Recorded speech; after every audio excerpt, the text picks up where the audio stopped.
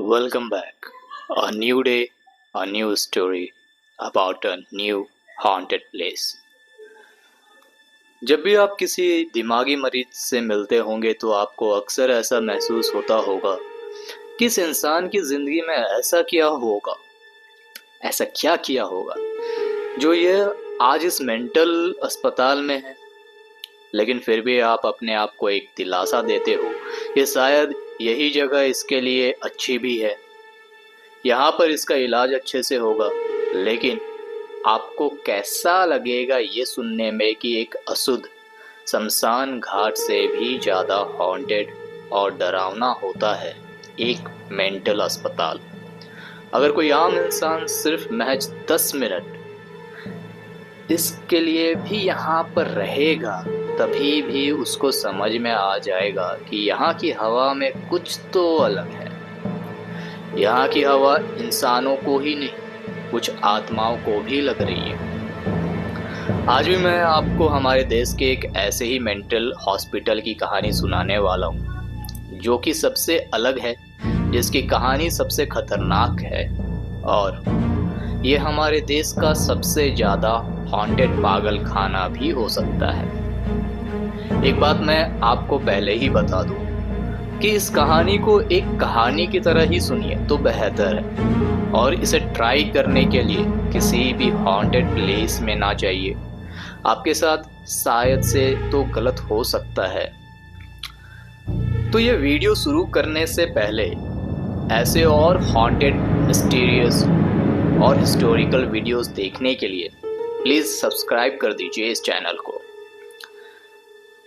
ये बात है ईयर 1866 की। एक रिपोर्टर था, वो लिखना चाहता था दिमागी मरीजों के ऊपर। वो लिखना चाहता था कि एक मेंटल अस्पताल किस तरीके का होता है। तो उसने सोचा कि मैं पुणे में ही रहता हूँ और पुणे में ही एक बहुत फेमस मेंटल हॉस्पिटल भी है जिसका नाम है येरवड़ा मेंटल हॉस्पिटल। फिर मैं वहाँ पर जाता हूँ, जाके देखता हूँ, मरीजों से बात करता हूँ कि उनका क्या कहना है, उनकी मेंटल हॉस्पिटल किस तरीके का है। मैं जाता हूँ, फिर सोच के आर्टिकल लिख दूंगा। फिर अगले ही दिन वो जर्नलिस्ट उस मेंटल अस्पताल के लिए निकल जाता है जो कि पुणे में उसके होटल के थोड़े करीब था। वहाँ वो चला गया और मैं आपको बता दूं कि ये हॉस्पिटल बहुत ज़्यादा पुराना है, 1866 का है। उसे देखते से ही बहुत अलग सा फील होता है, लेकिन खंडहर जैसा एक फील आप कह सकते हो उसे। ये देख के ही अंदर स्टाफ ने काफ़ी ज़्यादा साफ सफाई रखी है, काफ़ी प्रॉपर स्टाफ है। साफ सफाई अच्छे तरीके से करी गई है क्योंकि वो एक मीडिया पर्सन था तो उसे बहुत आसानी से अंदर एक्सेस भी मिल गया। और फिर रिपोर्टर उस मेंटल हॉस्पिटल के रिसेप्शन साइट पर गया। उसने वहाँ पर पूछा कि मुझे अंदर जाना है तो प्लीज़ वो जो जेल का एक जो एरिया है उसका गेट प्लीज़ उसे खोल दीजिए। एंड वो कैसा था कि एक बहुत सा लंबा सा पैसेज था, वहाँ पे एक लंबा सा कॉरिडोर और उसके आसपास सारे जेल थे। एंड जैसे ही उसने दरवाज़ा खोला और रिपोर्टर ने अपना पहला कदम अंदर रखा तो वो सिर्फ 2 चीज़ें वहाँ पर सुन सकता था। एक है हंसने की आवाज़, दूसरा रोने की आवाज़। लेकिन ये बहुत साफ था कि यहाँ पर ढेर सारे मरीज हैं, उनमें से कुछ हंस रहे हैं और उनमें से कुछ रो रहे हैं। उसे समझ नहीं आ रहा था, इतना ज़्यादा खराब माहौल तो यहाँ पर नहीं होना चाहिए। उसी समय उसके सामने पाटिल जी आते हैं। पाटिल वहाँ के वार्डन थे। उन्होंने आके अपने आप को इंट्रोड्यूस किया कि यहाँ का मैं वार्डन हूँ, आपको यहाँ पे किससे काम है। तो रिपोर्टर ने कहा कि मैं एक जर्नलिस्ट हूँ, मुझे पता करना है कि ये हॉस्पिटल कैसे काम कर रहा है, मुझे मरीजों से बात करनी है। जैसे ये दोनों बात करने लगे तो पता नहीं कैसे सारे मरीज जो हंस रहे थे और रो रहे थे वो एकदम से शांत हो गए। सबके शांत होने पर रिपोर्टर ने कहा कि ठीक है, मैं आपको सारी डिटेल बता देता हूँ। मैं एक रिपोर्ट रेडी कर रहा हूँ मेंटल हॉस्पिटल्स और उनके मरीजों के बारे में। तो पाटिल जी ने कहा कि ठीक है, मैं आपको एक मरीज के पास लेकर जाता हूँ जिसका नाम राव है। वो दिमागी तौर पे इतना भी ज़्यादा बीमार नहीं है, वो आपको कुछ तकलीफ नहीं देगा और आपकी रिपोर्ट में सहायता भी शायद कर पाए। रिपोर्टर और पाटिल वो दोनों बात करते करते राव के सेल के पास जा रहे थे और उसमें सबसे एक अलग चीज़ क्या थी कि सारे मरीज सिर्फ रिपोर्टर को देख रहे थे, कोई भी पाटिल को नहीं देख रहा था। सारे नजरें सिर्फ रिपोर्टर पे, जैसे ये कौन है, थोड़ा सा उनको अलग लग रहा था। रिपोर्टर को भी समझ में नहीं आ रहा था कि ये लोग सिर्फ मुझे क्यों देख रहे हैं, अचानक से सब शांत क्यों हो गए।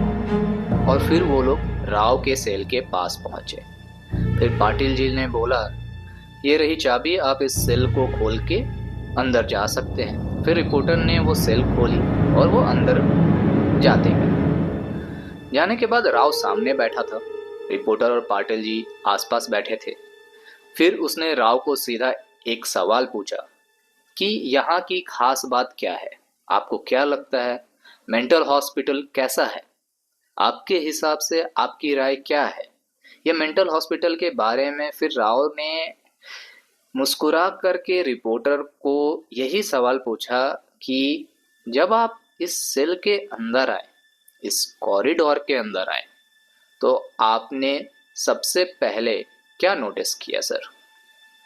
फिर रिपोर्टर ने बोला कि कुछ समझ नहीं आया, कोई हंस रहा था, कोई रो रहा था, और ये सब कुछ ये लोग क्यों कर रहे हैं मुझे नहीं पता, लेकिन कोई हंस रहा है, कोई रो रहा है, मेरा दिमाग इसको एक्सेप्ट नहीं कर पा रहा, लेकिन इसका क्या रीज़न है मुझे अब तक नहीं पता। फिर राव ने बोला कि यही तो खास बात है, यहाँ पर जो हंसता है वो रो रो के थक चुका है, जो यहाँ पे रो रहा है वो हंस हंस के थक चुका है।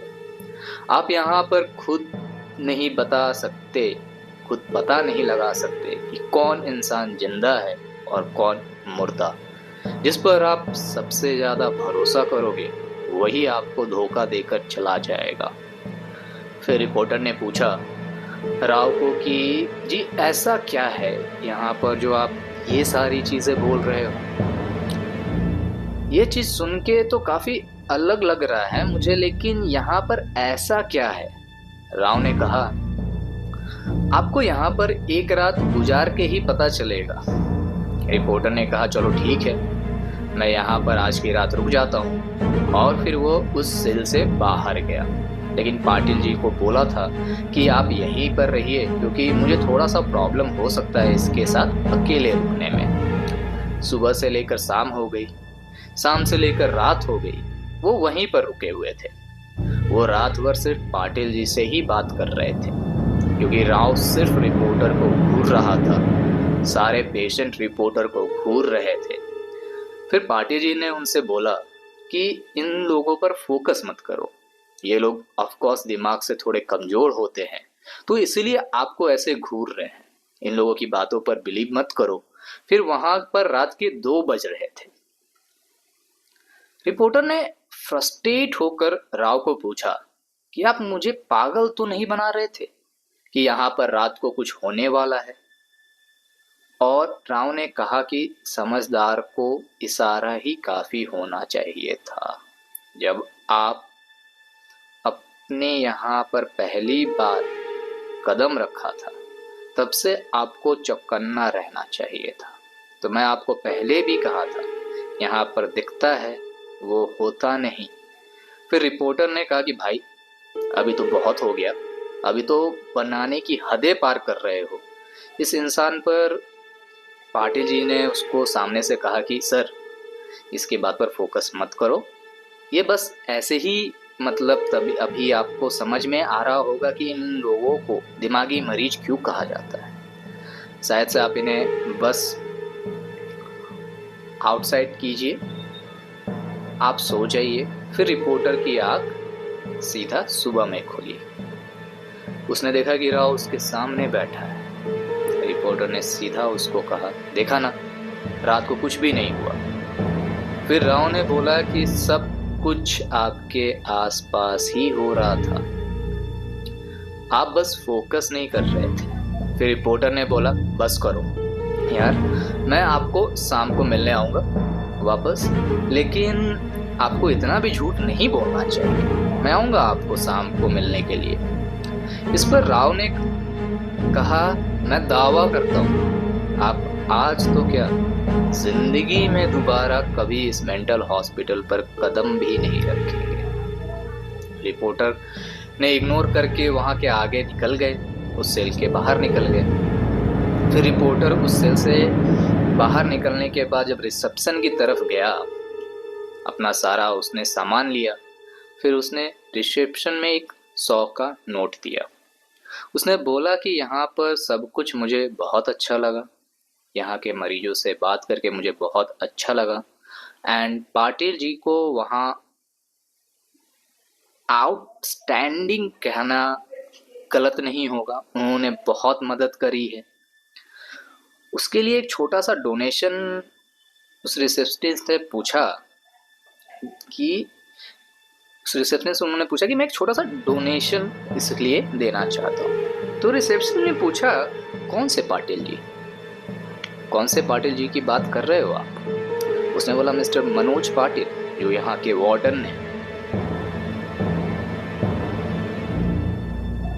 पाटिल जी को आप कैसे जानते हो? ये रिसेप्शनिस्ट का रिएक्शन था। तो फिर रिपोर्टर को थोड़ा सा झटका लगा कि ये ऐसे सवाल क्यों कर रहा है। मैंने इन्हें ऑलरेडी बताया कि मैं उनके साथ पूरी रात था, तो मैं ऑफकोर्स उनको जानता हूँगा। फिर ये बात थोड़ी सी उसको खटक रही थी। फिर रिसेप्शन ने बोला, आप कौन से पाटिल जी की बात कर रहे हैं? मिस्टर मनोज पाटिल, जो यहाँ के वार्डन हैं। 10 साल पहले पाटिल जी को यहाँ के मरीजों ने आग लगाकर मार दिया था। रिपोर्टर उस समय डर के मारे जमीन पर बैठ चुका था। ये सुनते ही बस वो बैठ गया और वो कुछ भी नहीं कह रहा था, एकदम शांत हो गया, जैसे कोई इंसान सुन पड़ जाता है। फिर रिपोर्टर को धीरे धीरे बात समझ में आने लगी कि जब मैंने पहली बार सेल में कदम रखा था और पाटिल जी मेरे पास आकर बात करने लगे थे, तो सारे मरीज शांत क्यों हो गए थे? जब आधी रात को मैं पाटिल जी से बात कर रहा था, तो राव जी मुझे घूर क्यों रहे थे? फिर उससे वो वाली बात याद आने लगी जो राव ने कहा था कि सर, आप सब कुछ आपके आजू बाजू में ही हो रहा था, आपको पता नहीं चल रहा। आपको पता नहीं चलेगा कि यहाँ पर कौन जिंदा है, कौन मुर्दा। जिस पर आप सबसे ज्यादा भरोसा करोगे, वही आपको अंत में धोखा देकर चला जाएगा। और यही हुआ रिपोर्टर के साथ। हर किसी की जिंदगी में कोई ना कोई ऐसा पल आता ही है जब उसे समझ में नहीं आता कि अब मैं आगे जाऊं या पीछे। यही चीज रिपोर्टर के साथ भी हो रही थी, क्योंकि अभी 10 मिनट पहले उसने राव जी की कही वो बात याद करने लगा, जब राव जी को वो ये वादा करके आया था कि मैं आपसे मिलने जरूर आऊँगा। आपके सेल में राव ने पलट के ये तुरंत कहा था कि मैं दावा करता हूँ आप आज तो क्या, जिंदगी में यहाँ पर वापस नहीं आओगे। वही चीज़ सच हो रही थी, क्योंकि रिपोर्टर को इस चीज़ का खौफ था, अगर मैं अंदर जाऊँ तो कहीं मेरी मुलाकात वापस पाटिल से ना हो। आज इस वीडियो के अंत में मैं आप सबसे बस इतना कहना चाहता हूँ कि ये जो प्रेत आत्माएं होती हैं, ये आपको दिमाग से खेलती हैं। आपने कभी ऐसा सुना है कि कभी किसी प्रेत आत्मा ने किसी की जान ले ली, नहीं। यह आपके दिमाग से खेलती है, आपके सामने अचानक से आ जाएंगे, जिससे आपको शायद से दिल का दौरा भी पड़ सकता है। आपको कभी भी ये पता नहीं लगेगा, ना ये पता लगने देगी कि वहाँ कोई आत्मा है या कोई इंसान है। इसी कंफ्यूजन में आपको रखती है ये सारी शक्तियाँ, और इसी चीज़ का फ़ायदा उठाकर अक्सर आपकी जान ले लेती है। मेरा भी आपको यही कहना है कि अंधेरी जगह पर या फिर कोई वीराने जगह पर जब भी आप कोई भी चीज़ देखो तो उस पड़े अपना ना ही लगाओ। कोई भी चीज़ जो ज़मीन पर पड़ी हुई है उस पर अपना पैर ना लगाओ तो बेहतर है। वरना अगर आपको समझिए कि किसी अंधेरी सी जगह पर कोई इंसान मिल जाता है, आप उस पर अपना यकीन रख देते हो और अंत में जाकर पता चलता है कि वो तो इंसान था ही नहीं। तो यही ऐसी चीज़ें मजबूर कर देंगी आपके दिल को कांपने पर, और आपके दिल को पूरी तरीके से डरा सकती हैं ऐसी चीज़ें। तो इससे सतर्क रहिए, सावधान रहिए।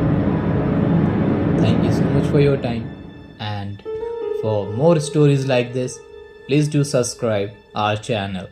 Thank you so much.